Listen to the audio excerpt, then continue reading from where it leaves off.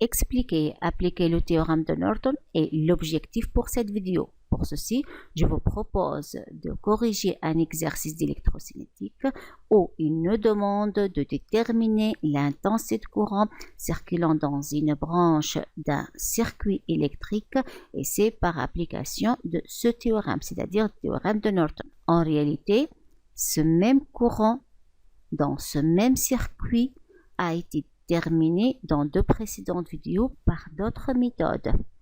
Et exprès, j'ai repris ce même circuit, j'ai choisi de reprendre ce même circuit pour que l'étudiant fasse la différence entre les différentes méthodes et pour qu'il sache que peu importe la méthode, le résultat doit être toujours le même. Appliquer ce théorème de Norton sur d'autres circuits électriques est programmé dans de futures vidéos. Lisons alors l'énoncé. Soit le circuit ci-contre, en utilisant le théorème de Norton, déterminer le courant I qui traverse le dipôle résisteur R0 et c'est en fonction de R0, de R, de E et de I0. Alors, comme d'habitude, je commence par rappeler quelques notions utiles pour cet exercice et je commence par rappeler le théorème de Norton. Que dit ce théorème de Norton? Ce théorème énonce qu'en régime continu, tout réseau dipolaire, qu'est-ce que ça veut dire réseau dipolaire? C'est-à-dire réseau qui a deux bornes. Ici, les deux bornes A et B. Tout réseau dipolaire est équivalent à un générateur de courant, dit aussi générateur de Norton, qui débite un courant IN et qui a une résistance interne Rn appelée résistance de Norton.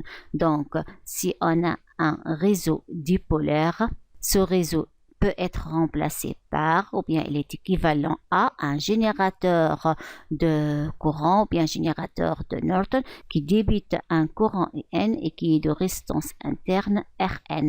Maintenant, à quoi vaut IN, à quoi vaut Rn, ou bien comment peut-on les déterminer? Le courant de Norton IN est le courant qui circule entre les bornes A et B lorsque ce réseau est court-circuité. Donc, court-circuité en dipôle, c'est-à-dire relier ces bornes par un fil conducteur. Et maintenant, ce courant dit court-circuit n'est autre que le courant de Norton, ou bien le courant débuté par le générateur de courant équivalent, c'est-à-dire le générateur de Norton équivalent. Et la résistance de Norton, exactement comme on a vu pour la résistance d'Ivna, c'est la même valeur. Ceci veut dire que c'est la résistance vue entre les bornes du réseau, c'est-à-dire entre les bornes A et B, lorsque toutes les sources sont éteintes. Qu'est-ce que ça veut dire les sources sont éteintes? Si on a un générateur de tension comme celui-là, il va être remplacé par un fil conducteur. Lorsqu'on a un générateur de courant, on le débranche, ce qui veut dire on le remplace par un circuit ouvert. Je passe maintenant à rappeler la notion du pont diviseur de courant. Pour ceci, soit un courant I qui rencontre un nœud. Ce courant I va être alors divisé et je vais supposer que ce courant va être partagé ou bien divisé entre deux dipôles résistors qui sont en parallèle. Deux dipôles résistors peuvent être remplacés par un seul dipôle résistor de résistance équivalente R équivalente tel que 1 sur R équivalente égale 1 sur R1 plus 1 sur R2 ou bien L équivalente égale R1 fois R2 sur R1 plus R2. D'autre part, puisque ces deux dipôles résistors sont parallèles, alors la tension aux bornes de R1 égale à la tension aux bornes de R2. Et par conséquent, la tension U égale d'une part R1 fois I1 et égale d'autre part R2 fois I2. Puisque ce dipôle résistor est équivalent à cette association, alors la tension ici aux bornes du dipôle résistor de résistance est équivalente est également U et l'intensité de courant qui traverse le dipôle AB va être aussi I.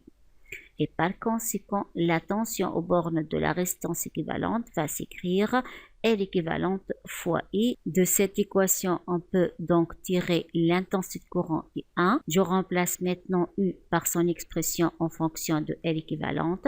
Donc I1 égale à L équivalente fois I sur 1.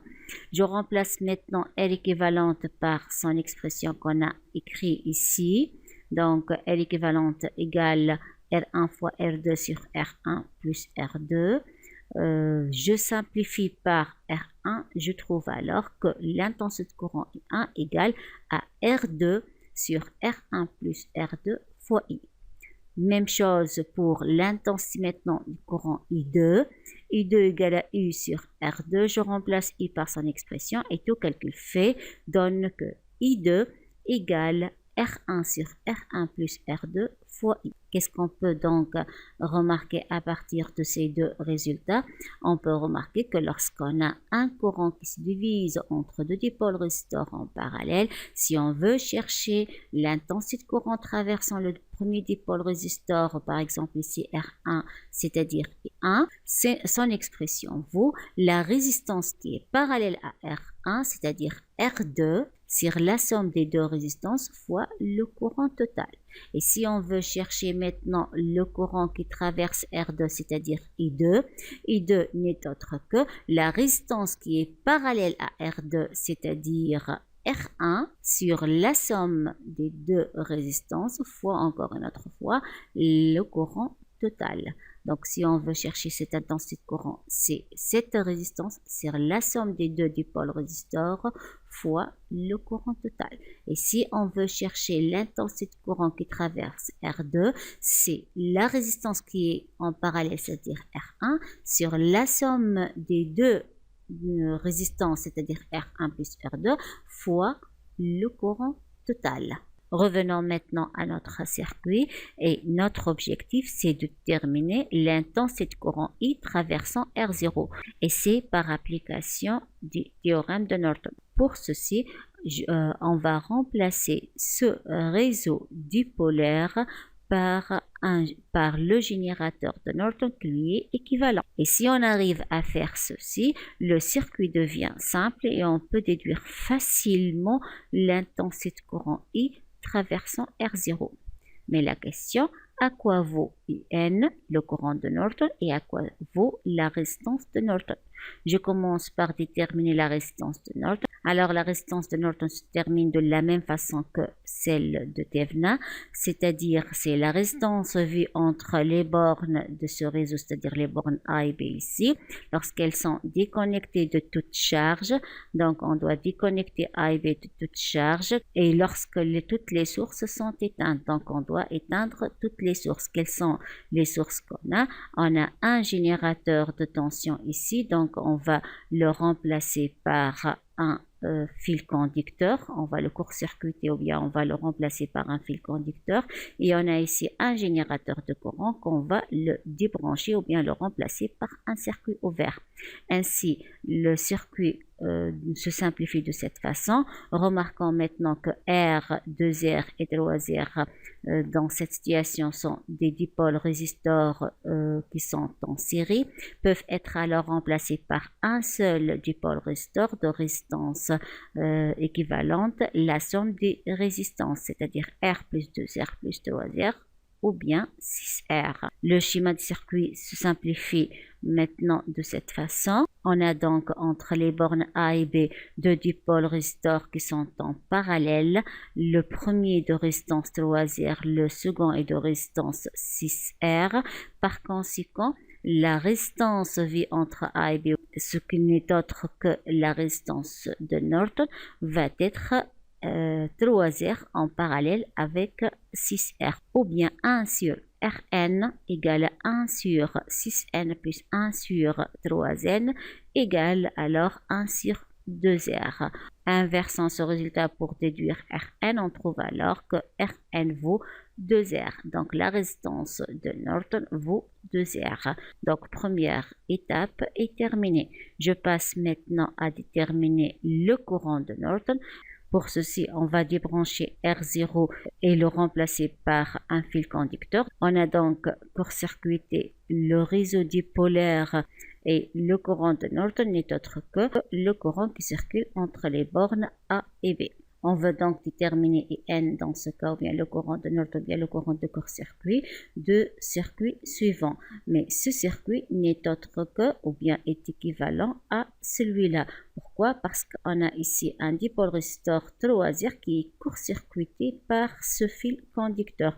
Donc, comme si ce dipôle résisteur n'existe pas. Revenons au dernier schéma de montage obtenu. Et je vous rappelle qu'on est toujours en train de déterminer le courant de Norton, qui n'est autre que le courant qui traverse les bornes A et B. Je vais maintenant simplifier encore ce schéma en utilisant la propriété de l'équivalence générateur de courant, générateur de tension, que je vous rappelle dans cet encadré. En effet, un générateur de courant délivrant un courant I et de résistance interne R est équivalent à un générateur de tension de même résistance interne et de FME qui vaut la résistance R fois le courant débité par le générateur de courant. Donc E égale R fois I. Ceci veut dire que ce générateur de courant peut être remplacé par le générateur de tension suivant. Donc, il est caractérisé par la même résistance R et de FEME orienté dans le même sens que celui du courant I0 et qui vaut R fois I0. Ainsi, ce schéma de montage va être simplifié de cette façon. Remarquons maintenant que les dipôles résisteurs R2R et 3R sont en série, donc ils peuvent être remplacés par un seul dipôle résisteur de résistance, la somme de ces trois résistances, donc R plus 2R plus 3R ou bien 6 fois R. Et ces deux générateurs de tension idéaux qui sont associés en opposition vont être remplacés par un seul générateur de FEM si je suppose que E est supérieur à R fois I0, de FEM E équivalent égale E moins R fois I0 comme le montre ce rappel. Ainsi, ce circuit peut être remplacé par le circuit équivalent suivant, d'où on peut facilement tirer E et N. Il s'agit d'un circuit en série simple, ce donne que E équivalente égale à R équivalente fois IN, d'où le courant de Norton IN égale à E équivalente sur R équivalente. Remplaçant E équivalente et R équivalente par leur expression, on trouve alors que IN égale à E moins R fois I0 sur 6R. Et ainsi, la deuxième étape est terminée. Donc, on a déterminé la résistance de Norton et le courant de Norton. On peut donc remplacer le réseau dipolaire AB par le générateur de courant suivant, donc caractérisé par le courant de Norton IN qui vaut E moins R fois I0 sur 6R et une résistance de Norton qui vaut 2 fois R. Revenons maintenant à notre circuit initial, c'est-à-dire lorsque notre réseau dipolaire est branché au dipôle résisteur de résistance R0. Et remarquez que dans notre circuit simplifié, on peut facilement appliquer la propriété du pont diviseur de tension puisqu'on a un courant IN qui va être partagé entre deux résistances ou bien entre deux dipôles résisteurs qui sont en parallèle. Notre objectif, c'est pas de déterminer le courant qui traverse le dipôle résisteur de résistance Rn, mais le courant qui traverse la résistance R0. Donc, d'après ce qu'on a fait dans le rappel, le courant qui traverse R0 n'est autre que la résistance qui est parallèle à R0, c'est-à-dire Rn. Donc, I égale à Rn sur la somme des deux résistances, c'est-à-dire Rn plus R0 fois le courant total. Et dans ce cas, le courant total n'est autre que le courant de Norton. Il suffit maintenant de remplacer Rn et In par leur expression qu'on arrive de trouver et on va trouver en définitive que le courant I qui traverse R0 égale à E moins R fois I0 sur 3 facteur de 2R plus R0. Résultat qu'on a trouvé avant, lorsqu'on a appliqué le théorème de Thevenin, lorsqu'on a appliqué la propriété d'équivalence générateur de Thevenin, générateur de Norton, lorsqu'on a aussi appliqué les lois de Kirchhoff et aujourd'hui par application du théorème de Norton. Alors je m'arrête à ce niveau et à la prochaine. Merci.